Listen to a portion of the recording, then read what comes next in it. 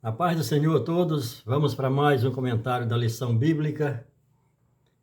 Desta feita, vamos para a lição de número 9. Estamos estudando nesse último trimestre de 2021, sobre o Evangelho de Jesus, segundo escreveu Mateus. E a lição de hoje, a lição de número 9, ela está inserida no capítulo 19 e 20 do Evangelho, segundo escreveu Mateus. Como sempre, a lição traz 3 objetivos, específicos, e nós devemos estar atentos a esses objetivos. O primeiro é despertar o reconhecimento da necessidade de ser um praticante dos valores bíblicos, para a gente praticar os valores bíblicos. O segundo é encorajar, encorajar a renúncia a qualquer idolatria que tome a primazia de Jesus em nossas vidas. Combater, encorajar. O terceiro é enfatizar a importância de renunciar a si e a qualquer idolatria para servir na vinha do Mestre. E o que é a vinha do Mestre? A vinha do Mestre é o reino. É o seu reino. O seu reino é que é a vinha. Aí, vamos para a lição de número 9, inserida no capítulo 19 e 20.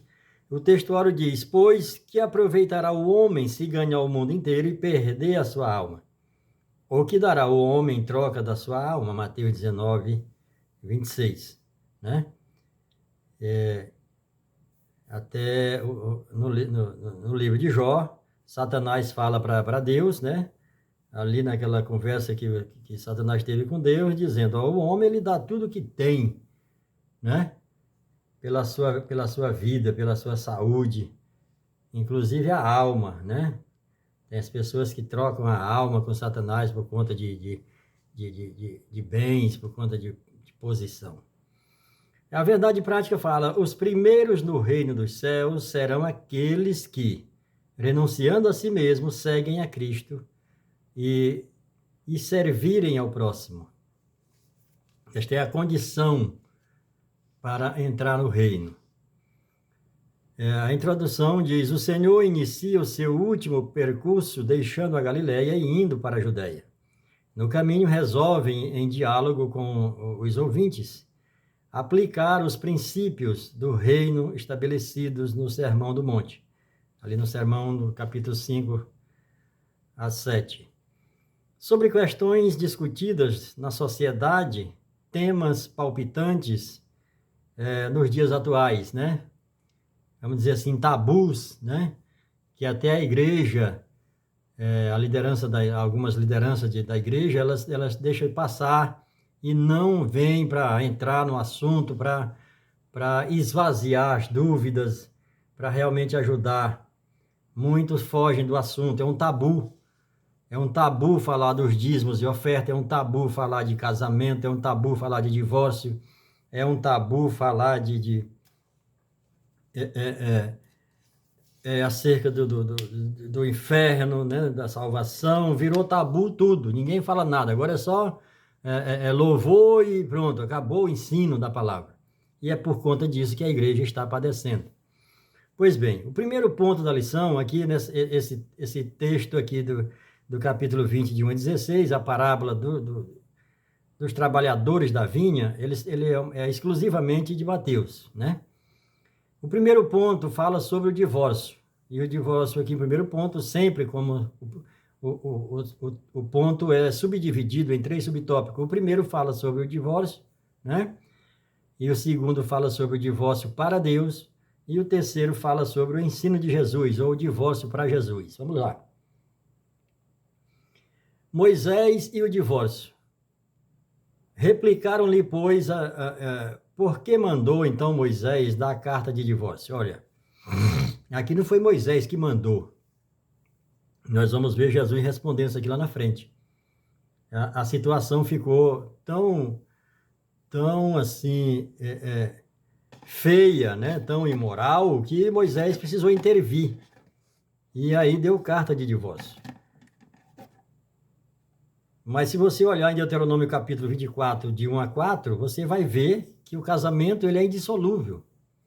Uma vez casou, é casado, acabou. Ah, mas eu separei da mulher, casei com outra. É mais um casamento, mas o primeiro, para Deus, não se desfez. E assim por diante. Você pode ter 10, 20 casamentos, mas nunca acaba, né?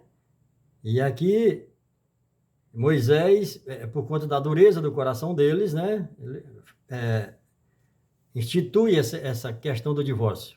Mas aí, por conta disso, eles banalizaram tanto o divórcio que já estava, se a mulher queimasse a comida, se a mulher chegasse em casa, a mulher estivesse descabelada, para ele era um motivo, para ele, para o marido, dar a carta de divórcio. E era a palavra dele contra dela, e aí jamais a dela era ouvida, era só a ouvida dele. Haja visto o que se viu ali naquela situação daquela mulher que foi pega em adultério, só levaram ela, não levaram o homem que estava com ela. Porque se ela foi pega no ato de adultério, logicamente o homem estava junto. Era para ter ido os dois, mas só levaram a mulher. Então isso aí foi por isso que Jesus não a condenou, porque ele é justo. Cadê o homem que estava deitado com ela? Vocês pegaram ela no ato, disse que foi no ato. No ato eles levaram ela praticamente nua, porque ela estava no ato ali, né? E o homem tinha que estar junto.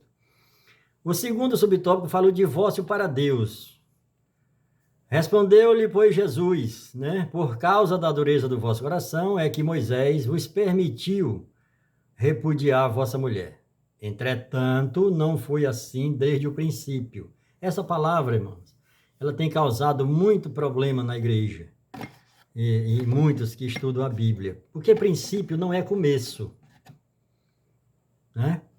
Princípio é aquilo que Deus criou. Qual é o princípio quando Deus criou o homem? Qual foi o princípio que ele deu em relação à mulher? Não é bom que o homem viva só. Então esse é o princípio, né? Então é por isso que ele criou a mulher. Quando ele faz o primeiro casamento ali, institui ali a família, aí ele diz: o que Deus uniu, não separe o homem. Isso é um princípio, não é um começo. O começo do casamento é quando a pessoa se casa. Agora, o princípio não, é lá na eternidade, quando Deus criou. Então, muita gente confunde essa palavra princípio com começo, e não tem nada a ver. É por isso que os princípios de Deus têm sido quebrados, um após o outro, e ninguém percebe. Não tem nada a ver com o começo. Então, aqui Jesus, ele diz, olha, no princípio, e a palavra hebraica é em princípio. Em princípio, Deus criou os céus e a terra, não foi no, foi em princípio.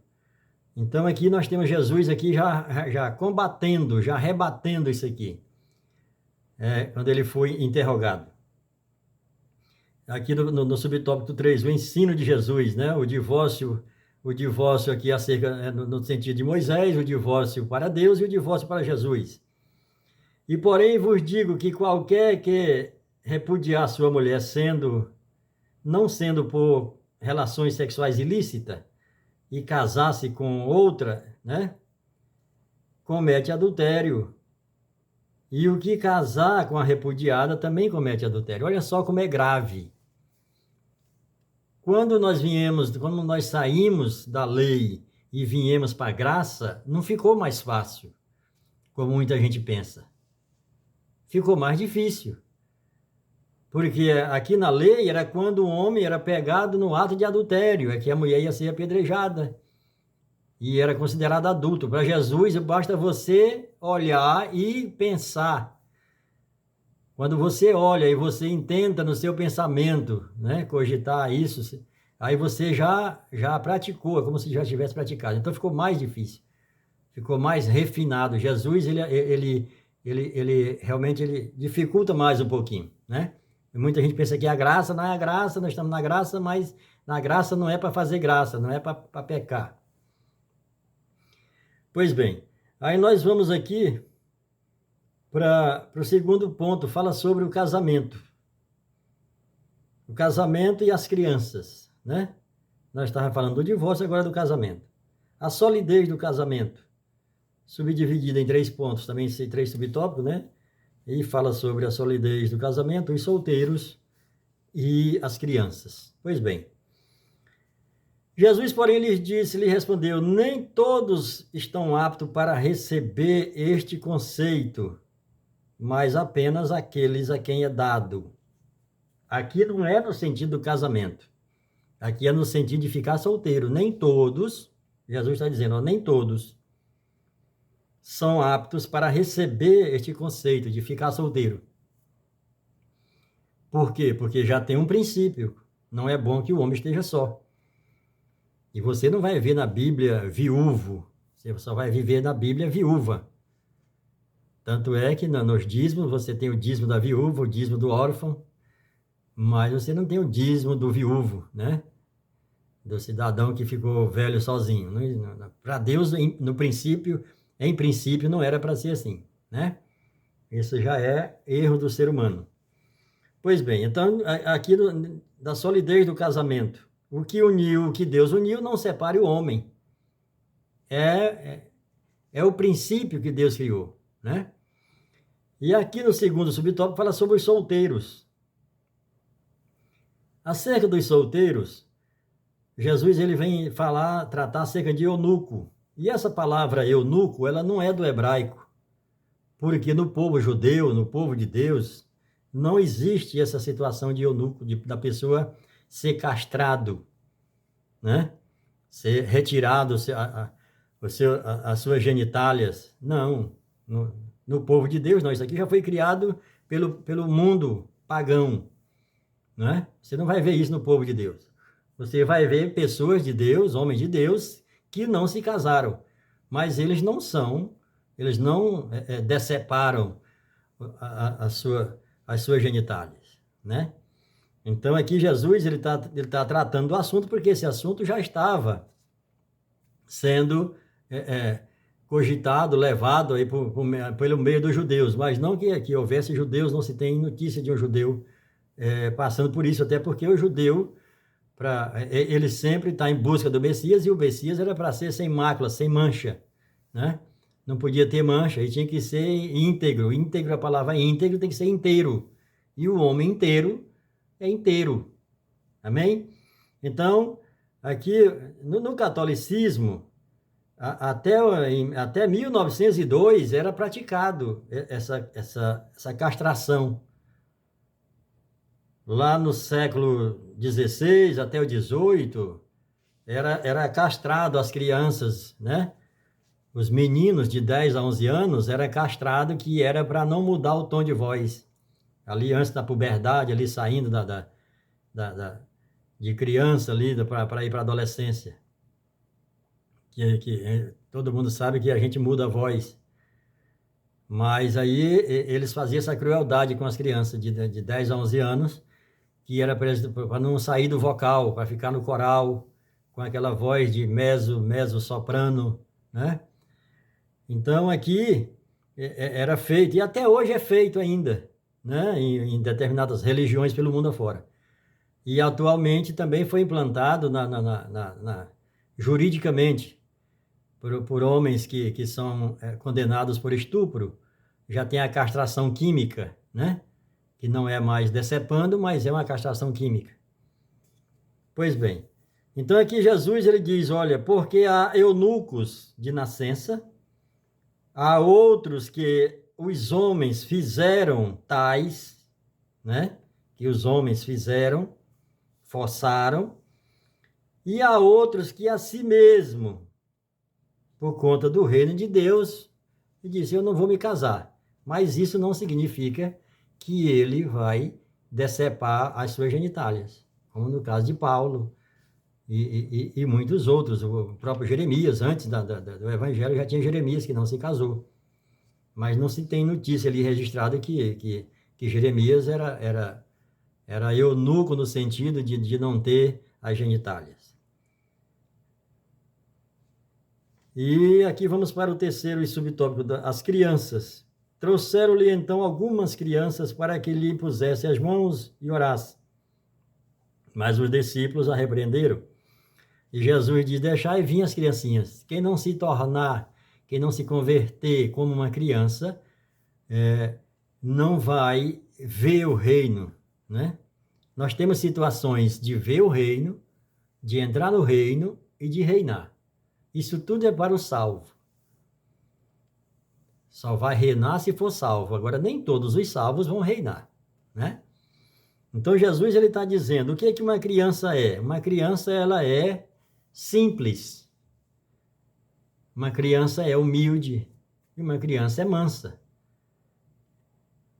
Esses atributos que Jesus tem, nós falamos na lição passada, né, atribuída a 3 pedras que faz parte do éfode, que era aquela peça de cobertura que o sumo sacerdote usava, né? E Jesus ele tem todas as 12 pedras, ao contrário do que Lúcifer, no primeiro mundo, que ele era sacerdote, ele abdicou dessas 3 pedras e trocou pelo ouro. E o ouro não é pedra, o ouro é metal. E aí Jesus aqui, ele tem esses 3 atributos. Ele é simples, ele é manso e ele é humilde. Para se ver o reino, para se entrar no reino e para reinar, é necessário ter busca desses atributos de Cristo.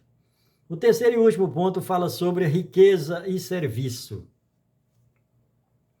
O jovem rico, né? Primeiro subtópico fala, respondeu-lhe Jesus.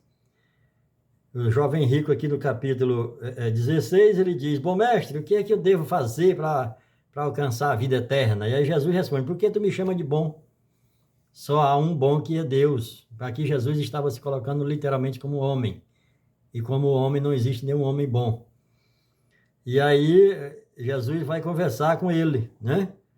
Por que me chamas, por que me perguntas acerca do que é bom?